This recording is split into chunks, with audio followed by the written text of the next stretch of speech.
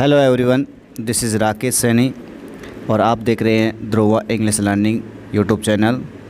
आज की वीडियो में हम कक्षा 10 के poem my good right hand के बारे में अध्ययन करेंगे। तो माय गुड राइट हैंड, इसके जो ऑथर है उनका नाम है चार्ल्स मैके। इसके ऑथर का नाम है चार्ल्स मैके। सबसे पहले हम ऑथर जो है इनके वो पोइट है उन चार्ल्स मैके, उनके जीवन परिचय पढ़ लेते हैं। चार्ल्स मैके 27 मार्च 1814 से इनका जन्म और इनकी जो देहांत हुआ वो है 24 दिसंबर 1889। वाज ए स्कॉटिश पोइट, ये स्कॉटलैंड के निवासी थे तो स्कॉटिश पोइट हुए।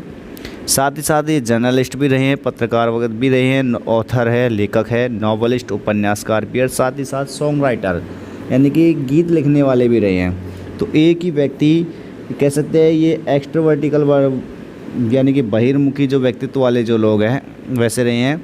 तो चार्ल्स मैके जिनका जन्म 27 मार्च 1814 को हुआ तथा इनका देहांत 24 दिसंबर 1859 को हो गया, 1889। स्कॉटिश पोइट है, ये जर्नलिस्ट, पत्रकार, साथ साथ लेखक, उपन्यासकार और सॉन्ग राइटर रहे।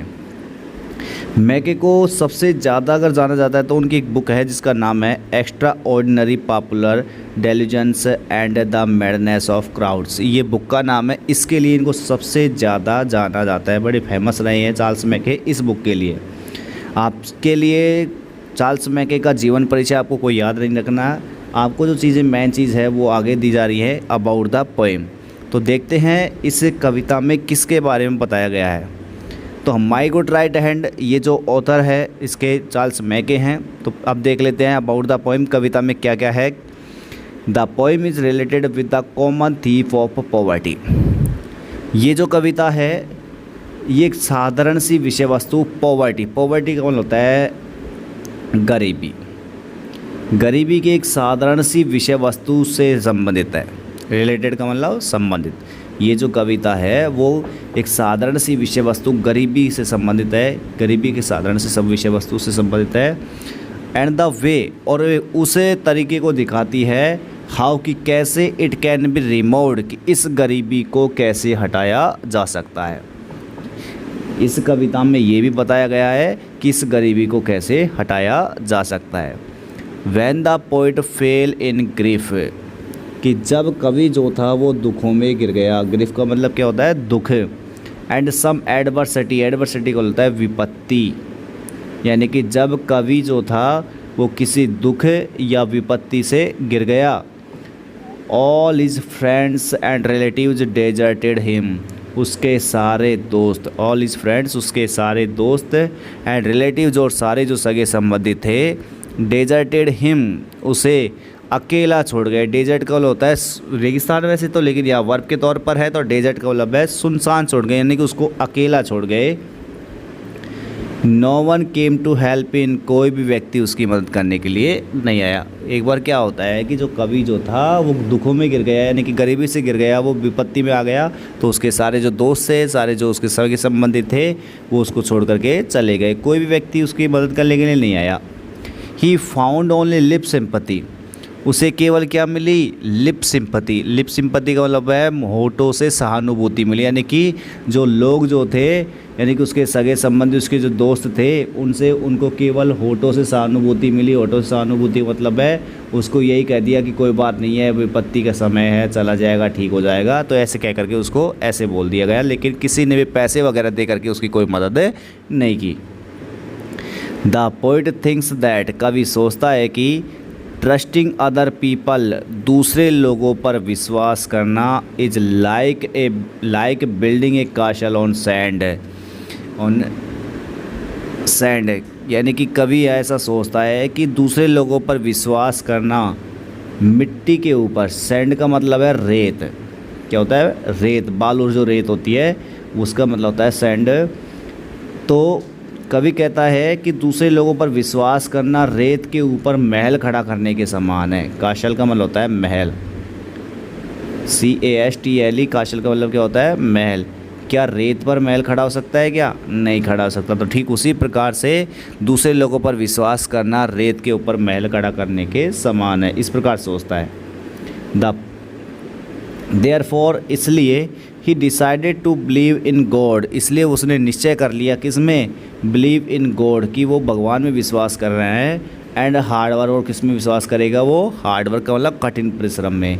To be done by himself, जो खुद के द्वारा किया जाएगा। इसलिए उसने ये निश्चय कर लिया कि अब मुझे भगवान में ही विश्वास रखना है और अपना जो हार्डवर्क है, जो मैं खुद हार्डवर्क करूँगा, कठिन परिश्रम करूँगा, उसी में मुझे विश्वास रखना है। कोई भी व्यक्ति मेरी मदद करने के लिए नहीं आएगा, मुझे तो अपना हार्डवर्क, अपनी मेहनत से ही सब कुछ करना है, ऐसा उसने निश्चय कर लिया। विद दिस रियलाइजेशन, इस अनुभूति के साथ, रियलाइजेशन का मतलब क्या होता है? अनुभूति। ये जो उसने अनुभूति ले ली थी, अपने आप को एक पहचान लिया था, तो इस अनुभूति के साथ his courage return in him, उसका जो साहस था, रिटर्न इन हिम, वो उसके अंदर लौट आया। करेज का मतलब क्या होता है? साहस। जब उसने ये महसूस कर लिया कि हाँ भाई अब तो मुझे मेहनत करनी ही है, तब उसके अंदर साहस भी आ गया। ही ओवरकेम हिज सोरो, ओवरकम। नेक्स्ट पिछली जो पोइम थी, लास्ट जो पोइम थी, उसमें बताया गया था ओवरकम का होता है विजय पाना, काबू पाना। तो ही ओवरकेम, उसने विजय प्राप्त कर ली किस पर? हिज सोरो, सोरो का मतलब दुख। एंड सून, और शीघ्र ही बिकैम प्रॉस्परस, वो कैसा बन गया? समृद्ध। प्रॉस्परस का मतलब क्या होता है? समृद्ध। तो शीघ्र ही उसने अपने दुखों पर विजय प्राप्त कर ली और वो समृद्ध बन गया। His hard work lifted him up, उसके कठिन परिश्रम ने उसे उठाया। फ्रॉम सोरो एंड पेन, दुखों से और दर्द से, यानी कि उसके जो कठिन परिश्रम था उसने उसको दुखों से और दर्द से बचा लिया, उसको ऊपर निकाल लिया। अब इसके बाद पढ़ते हैं इस कविता का में क्या क्या बताई गई है। वैसे तो अभी तक हमने जो पढ़ा वो अबाउट द पोइम ही था, अब पोइम में क्या कुछ होगा वो पहले बता दिया गया है। तो अब देखते हैं पोइम हमारी। आई फेल इनटू ग्रिफ, कवि यहाँ पर कहता है कि आई फेल इनटू ग्रिफ, कि मैं दुखों में गिर गया। फेल का मतलब गिर गया, किससे गिर गया और किस में गिर गया? दुखों में। ग्रिफ का मतलब दुख यानी गरीबी है एक तरीके से। दुख किसकी गया है कवि को यहाँ पर? गरीबी का। तो आई फेल इनटू ग्रिफ, कि मैं दुखों में गिर गया यानी गरीबी में गिर गया। एंड बिगेन टू कंप्लेन, और मैंने शुरू कर दिया क्या करना? कंप्लेन। कंप्लेन का मतलब शिकायत करना, यानी एक तरीके से कहते हैं मदद मांगना। तो मैं दुखों से गिर गया, मैं गरीबी से गिर गया और मैंने शिकायत करना शुरू कर दिया। I looked for a friend, मुझे एक ऐसे दोस्त की तलाश थी। मैंने एक ऐसे दोस्त को देखना चाहा। लुक का मतलब है देखना, यानी कि तलाश थी उसको। But I shot him in vain, लेकिन मेरी जो तलाश थी वो कैसे साबित हुई? इन वैन। इन वैन का मतलब व्यर्थ है। तो मेरी जो तलाश थी, शॉर्ट का मतलब होता है सेकंड फॉर्म में सीख की, सीख का मतलब होता है तलाश करना। तो मेरी जो तलाश जो थी वो बिल्कुल व्यर्थ साबित हुई। कंपेनियंस वर शाई, यानी कि जो साथी लोग थे, कंपेनियंस का मतलब है साथी। साथी जो लोग थे वर शाई, वो शाई का मतलब होता है कतराने वाले। तो साथी जो लोग थे वो तो कतराने वाले थे। कतराने वाले मतलब जैसे मुझे विपत्ति में गिरता हुआ देखा, वो तो वहाँ से 9-2-11 हो लिए। तो साथी जो लोग थे वो कतराने वाले थे। एंड एक्वाटेंस वर कॉल्ड, एक्वाटेंस का मतलब होता है परिचित। और परिचित जो लोग थे वो कैसे बन गए? कोल्ड। कोल्ड का मतलब ठंडे पड़ गए, उदासीन हो गए। उन्होंने भी ऐसे नहीं की, मदद नहीं की, केवल मेरे को बोलते ही थे कि बेटा कोई नहीं ठीक हो जाएगा, इस प्रकार के जो है। तो कवि कहता है कि मैं गरीबी में गिर गया, मैं दुखों से गिर गया और मैंने लोगों से शिकायत करना शुरू कर दिया। मेरे जान पहचान वाले जो लोग थे, मेरे जो फ्रेंड्स जो लोग थे, उनसे मैंने मदद मांगना शुरू कर दिया। लेकिन वो जो लोग थे, मेरे साथी जो लोग थे, वो तो कतराने वाले थे और जो मेरे परिचित जो लोग थे वो उदासीन थे। मुझे एक ऐसे दोस्त की तलाश थी जो मेरी मदद विपत्ति में मदद कर सके, लेकिन मेरी जो तलाश थी वो भी व्यर्थ साबित हुई। They gave me good counsel, उन्होंने मुझे अच्छी सलाह तो दी। काउंसल का मतलब क्या होता है? सलाह। They gave me good counsel, उन्होंने मुझे अच्छी सलाह तो दी। बट ड्रीडेड देयर गोल्ड, लेकिन वो डरते थे। ड्रीड का मतलब क्या होता है? डरना। लेकिन वो डरते थे किससे? देयर गोल्ड, अपना सोना देने। सोने का मतलब अपने पैसे। लेकिन वो अपना पैसा देने से मुझे डरते थे। वो लोग जो थे उन्होंने मेरे को सलाह तो दी, कोई नहीं है तू ऐसा कर ले, तू ऐसा कर ले, लेकिन पैसे से किसी ने मदद नहीं की, पैसा देने से वो डरते थे। तो 4 जो पंक्तियाँ हैं उनमें क्या बताया गया है कि कवि जो था शुरुआत की 4 पंक्तियों में गरीबी के दुख में गिर गया और उसने लोगों से शिकायत करना शुरू कर दिया। उसे एक ऐसे दोस्त की तलाश थी जो उसकी विपत्ति में मदद कर सके, लेकिन उसकी जो तलाश थी वो इन वैन साबित हुई। इन वैन का मतलब व्यर्थ साबित हुई। उसके जो साथी जो लोग थे वो कतराने वाले थे और जो परिचित जो लोग थे वो उदासीन हो गए थे। उन्होंने उसे अच्छी सलाह तो दी, लेकिन वो अपना पैसा देने से डरते थे। आगे बढ़ते हैं। कवि यहाँ पर कहता है let them go. I exclaimed I have a friend at my side to lift me, to aid me whatever betide, to trust to the world is to build on the sand, I will trust but in heaven my good right hand. तो प्रस्तुत जो 4 पंक्तियाँ हैं इनमें कवि ने चिल्ला करके कहा है आई एक्सक्लेम्ड। एक्सक्लेम का मतलब है जोर से चीखते हुए कहा है कवि ने कि लेट दैम गो, मुझे जाने दो। मैंने कहा लेट दैम गो, उन्हें जाने दो। आई have a friend at my side, मेरे पास मेरा एक दोस्त है। आई हैव ए फ्रेंड, मेरे पास एक दोस्त है। एट माई साइड, जो मेरी तरफ है। तो कवि ने ज़ोर से चिल्ला कर कहा कि लेट दैम गो, उन्हें जाने दो, मेरे पास मेरी तरफ मेरा एक दोस्त है। टू लिफ्ट मी, जो मुझे क्या करेगा, लिफ्ट करेगा। लिफ्ट का मतलब उठाना। टू लिफ्ट मी, मुझे उठाएगा। एंड एड मी, एड का मतलब होता है सहायता करना। टू लिफ्ट मी, जो मुझे उठाएगा, मेरी सहायता करेगा। वाट एवर बिटाइड, जो कुछ भी घटित हो। बिटाइड का मतलब क्या होता है, घटित होना। जो कुछ भी मेरे साथ होगा उसमें वो मुझे ऊपर उठाएगा, मेरी सहायता करेगा। आगे एक 2 पंक्तियों में कहता है कभी to trust to the world is to build on the sand, I will trust but in heaven and my good right hand. To trust to the world, इस संसार पर विश्वास करना। To trust to the world, इस संसार पर विश्वास करना। Is to build on the sand, मिट्टी। मिट्टी मतलब रेत। सैंड का मतलब क्या है, रेत। तो रेत पर महल खड़ा करने के समान है। कवि ने क्या बताया है कि इस संसार पर विश्वास करना यानी दूसरे लोगों पर विश्वास करना रेत पर महल खड़ा करने के समान है। इसके बाद में कवि नेक्स्ट लाइन में कहते हैं आई will trust but in heaven and my good right hand, कि मैं केवल विश्वास करूँगा किसमें, बट इन हेवन। हेवन का मतलब स्वर्ग होता है, लेकिन यहाँ पर है भगवान। हेवन का मतलब किससे, यहाँ पर भगवान, की मैं भगवान में विश्वास करूँगा। And my good right hand, और मैं किस पर विश्वास करूँगा, मेरे अच्छे दाहिने हाथ। दाहिने हाथ का मतलब है हार्ड वर्क। हार्ड वर्क को क्या कहते हैं, इनमें कठिन परिश्रम। तो यहाँ पर कवि ने बताया है कि मैं विश्वास करूँगा केवल किस में, भगवान में और मेरे कठिन परिश्रम में। माई गुड राइट हैंड का मतलब है हार्ड वर्क। तो मेरा जो कठिन परिश्रम है उसमें मैं विश्वास करूँगा, जो मुझे उठाएगा, जो मेरी सहायता करेगा, चाहे मेरे साथ में कुछ भी हो। तो इस प्रकार से इन 4 पंक्तियों में बताया गया है कि कवि ने ज़ोर से चीख करके कहा है कि उन्हें जाने दो, मेरे पास मेरा एक दोस्त है, मैं केवल भगवान में विश्वास करूंगा और मेरे कठिन परिश्रम में विश्वास करूंगा, वही मुझे उठाएगा, वही मेरी मदद करेगा, चाहे मेरे साथ में कुछ भी हो। इस संसार पर विश्वास करना रेत पर महल खड़ा करने के समान है। आगे बढ़ते हैं। नेक्स्ट 4 लाइन, माई करेज रिवाइव्ड। माई करेज, मेरा जो साहस था, रिवाइव्ड, पुनर्जीवित हो गया। जैसे ही मैंने भगवान पर विश्वास करना और कठिन परिश्रम में विश्वास करना शुरू किया, माई करेज रिवाइव्ड। रिवाइव्ड का मतलब होता है पुनर्जीवित होना। पुनर्जीवित होना यानी कि जैसे ही मैंने भगवान में और मेरे कठिन परिश्रम में विश्वास करना शुरू किया, मेरा जो साहस था वो मेरे अंदर वापस से लौट करके आ गया, पुनर्जीवित हो गया।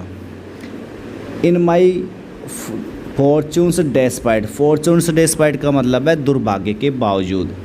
डेस्पाइट का मतलब के बावजूद, और फॉर्चून का उसका मतलब भाग्य। भाग्य कैसा था उस टाइम पे, बुरा। तो मेरे दुर्भाग्य के बावजूद मेरा जो साहस था वो मेरे अंदर पुनः लौट करके आ गया। इन माई फॉर्चून्स डेस्पाइट यानी कि दुर्भाग्य के बावजूद। दुर्भाग्य के बावजूद मेरा जो साहस था वो पुनः लौट करके आ गया। And my hand was as strong as my spirit. और मेरा जो हाथ था वाज एज स्ट्रॉन्ग, वो इतना ही मजबूत हो गया। As my spirit was delight, was light, जैसा कि मेरी जो आत्मा थी। स्पिरिट का मतलब क्या होता है, आत्मा। लाइट का मतलब प्रकाश। जैसा मेरी आत्मा प्रकाश में थी उसी प्रकार से मेरा जो हाथ था उतना मजबूत हो गया। यानी कि मेरी आत्मा जो थी वो बिल्कुल एक तरीके से प्रसन्न थी, उसी प्रकार से मेरा हाथ जो था वो भी मजबूत हो गया। It raised me from sorrow, इसने मुझे दुखों से बचाया। सोरो का मतलब क्या होता है? दुख है। रेज का होता है उठाना, इसने मुझे दुखों से उठा लिया, ऊपर उठाया। It saved me from pain, इसने मुझे दर्द से बचाया, इसने मुझे दर्द से बचाया। इट फेड मी, इसने मुझे भोजन दिया। फेड सेकंड फॉर्म है फीड की, फीड का होता है भोजन खिलाना, तो इसने मुझे भोजन दिया। क्लैड मी, मुझे वस्त्र दिए। अगेन एंड अगेन, वो भी बार बार। तो इन 4 पंक्तियों में कवि ने कहा है कि मेरे दुर्भाग्य के बावजूद मेरा जो साहस था वो मेरे अंदर पुनः लौट करके आ गया, और मेरा जो हाथ था वो बिल्कुल मजबूत हो गया। ठीक है, मेरी आत्मा जैसी प्रसन्न थी उसी प्रकार से मेरा हाथ जो था वो भी मजबूत हो गया। इसने मुझे दुखों से ऊपर उठाया और मुझे दर्द से बचाया। इसने मुझे भोजन दिया, वस्त्र दिए, वो भी बार बार। तो इस प्रकार से इन 4 पंक्तियों में कवि जो था वो बिल्कुल समृद्ध बन चुका है, उसे अब बिल्कुल भी गरीबी नहीं रही है। आगे बढ़ते हैं 4 पंक्तियों की ओर। The friends who had left me came back everyone, and darkest advisor looked bright as the sun. I need them no more, as they all understand. I thank thee, I trust thee, my good right hand. तो last जो 4 पंक्तियाँ हैं उनमें बताया गया कि the friends, वो लोग हु हैड लेफ्ट मी, जो मुझे छोड़ करके चले गए थे। शुरुआत में जो लोग मुझे छोड़ करके चले गए थे, केम बैक एवरीवन, वो एक एक करके पुनः लौट करके आने लगे। वो लोग जो मुझे छोड़ करके विपत्ति के समय, वो लोग जो विपत्ति के समय, गरीबी के समय मुझे छोड़ करके चले गए थे, वो एक एक करके वापस आने लगे। और किस आस में आने लगे कि मैं उनकी कुछ आर्थिक मदद कर सकूं, मैं उनकी कुछ पैसे की मदद कर सकूं। द डार्केस्ट एडवाइज़र, वो डार्केस्ट एडवाइज़र, डार्केस्ट एडवाइज़र का मतलब है स्वार्थी, वो सलाह देने वाले। एडवाइज़र का मतलब सलाह देने वाले, डार्केस्ट का मतलब यहाँ पर है स्वार्थी से, कि वो स्वार्थी जो सलाह देने वाले थे। लुक्ड ब्राइट, वो चमकते हुए दिखाई दिए। एज द सन, किसकी तरह? सूर्य की तरह। कि वो स्वार्थी सलाह देने वाले जो लोग थे वो सूर्य की तरह चमकते हुए दिखाई दिए। किस लिए? वो इस आस के साथ यहाँ पर आए थे मेरे पास में कि मैं उनकी कुछ पैसे से मदद कर सकूँ, इसलिए वो चमकते हुए सूर्य की तरह दिखाई दे रहे थे। लेकिन आई नीड दैम नो मोर, लेकिन मुझे अब उनकी आवश्यकता नहीं है। आई नीड का मतलब आवश्यकता होना, दैम का मतलब उनकी, नो मोर बिल्कुल भी। तो अब मुझे उनकी बिल्कुल भी आवश्यकता नहीं है। एज दे ऑल अंडरस्टैंड, जैसा कि वे सभी समझते भी हैं। उनको पता है कि अब मुझे उनकी आवश्यकता नहीं है, वो सब समझते भी हैं। आई थैंक दी, मैं तुझ पर विश्वास करता हूँ। आई ट्रस्ट दी, मैं तुझ पे विश्वास करता हूँ। माई गुड राइट हैंड, मेरे अच्छे दाहिने हाथ। आई थैंक दी, मैं तुझे धन्यवाद देता हूँ। आई ट्रस्ट दी, मैं तुझ पर विश्वास करता हूँ। माई गुड राइट हैंड, मेरे अच्छे दाहिने हाथ। माई गुड राइट हैंड कौन है? उसका हार्ड वर्क है, उसका कठिन परिश्रम है। तो कठिन परिश्रम की बदौलत ही उसने ये सब कुछ प्राप्त किए थे। तो लास्ट की 4 पंक्तियों में कि वो दोस्त जो मुझे विपत्ति के समय छोड़ करके चले गए थे, केम बैक एवरीवन, वो एक एक करके वापस आने लगे। और वो स्वार्थी सलाह देने वाले जो लोग थे वो चमकते हुए सूर्य की तरह दिखाई देने लगे। वो इस आस के साथ में आए थे कि जैसे मैं उनकी कुछ पैसे की मदद कर सकूं। आई नीड दैम नो मोर, मुझे अब उनकी कोई आवश्यकता नहीं है। एज दे ऑल अंडरस्टैंड, जैसा कि वो सभी समझते भी हैं। आई थैंक दी, मैं तुझे धन्यवाद देता हूँ। आई ट्रस्ट दी, मैं तुझ पर विश्वास करता हूँ। माई गुड राइट हैंड किससे कह रहा है? वो उसके कठिन परिश्रम से। तो इस प्रकार से ये जो पोइम थी चैप्टर 2 ये आपका यहीं पे समाप्त होता है। इसके क्वेश्चन आंसर जो है वो आप अपने हिसाब से देखते हैं।